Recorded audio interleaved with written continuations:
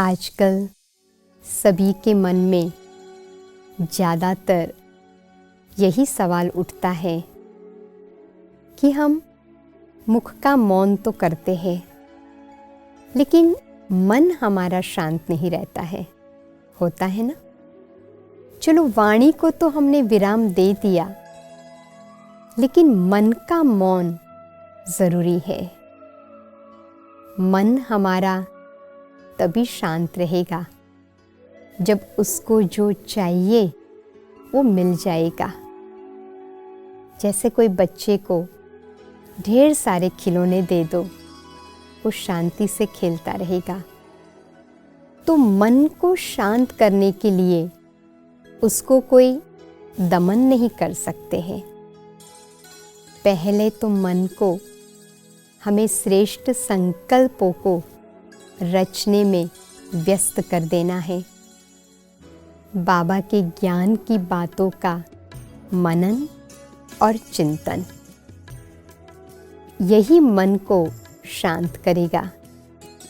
कोई एक पॉइंट को ले ले हम और उसकी गहराई में जाए, उसके चिंतन में हम चले जाए, तो हमारे भीतर से ज्ञान के वो खजाने को हम निकाल सकेंगे जिसकी ज़रूरत है।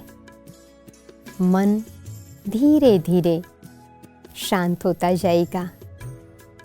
मन का मौन करने के लिए मन की दिनचर्या फिक्स कर देनी चाहिए। बाबा ने कहा है मुरली में, बच्चे आप तो सबसे बड़े VVIPs हो, आपकी अपनी डायरी होनी चाहिए। क्या क्या करना है वो टाइमिंग फिक्स कर दो। थोड़ा समय मन को ऐसे ऐसे ट्रेनिंग मिल जाएगी ना, तो व्यर्थ से परे हो जाएगा। दूसरी बात यह है, मन का मौन रखने के लिए हमें स्वयं को व्यर्थ सुनना, व्यर्थ देखना, व्यर्थ बोलना, इन तीनों कार्यों से दूर ले जाना पड़ेगा।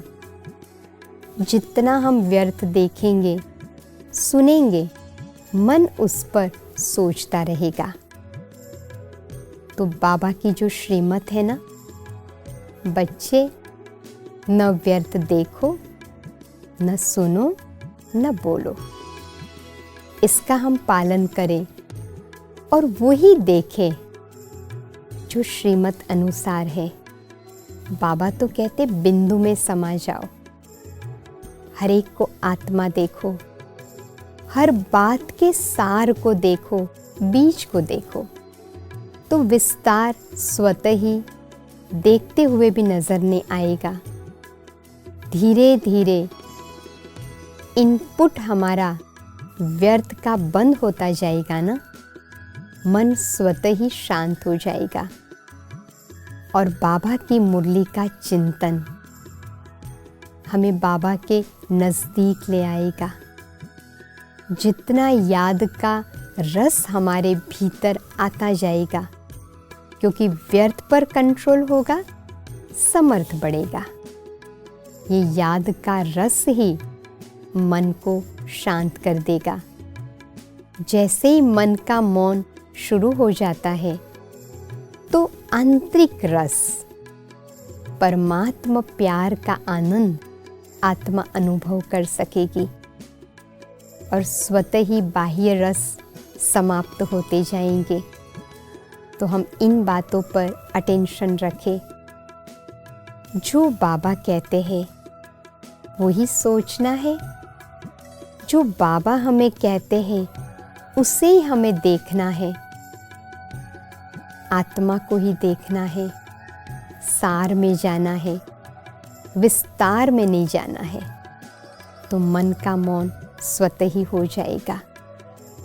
जितना हम मन का मौन करते जाएंगे, हमें अतीन्द्रिय सुख की अनुभूति होगी।